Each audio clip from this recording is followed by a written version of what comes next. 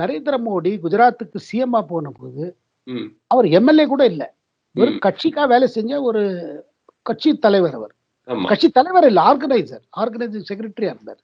ம். அவர் பாருங்க, அவர அங்க அனுப்பிச்சாங்க. எப்ப அனுப்பிச்சாங்க? கேஷுபாய் பட்டேல்ங்கிறவர் சீனியர் தலைவர். ம். கட்சியில ஒரு பெரிய பூகம்பம் ஏற்பட்டது.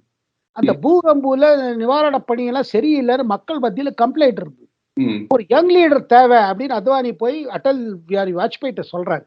ம். வாஜ்பாய்க்கு கேஷுபாய் பட்டேல ரொம்ப பிடிக்கும், அவருக்கு நெருங்கியவர்.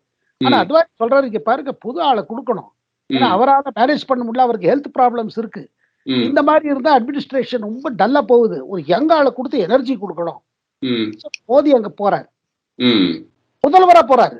அது ம். போன பிறகு பாருங்க, கட்சியில பிரமாதமா நடக்கிறது. இன்னைக்கு கூட கட்சியில எர்த்குவேக் ரீகன்ஸ்ட்ரக்ஷன் நம்ப வேர்ல்ட் பேங்க் லெவல்லயும், யுஎன் லெவல்லயும் அத ரொம்ப அப்ரிஷியேட் பண்ணியிருக்காங்க. எப்படி வீடுகள் கட்டப்பட்டது, எப்படி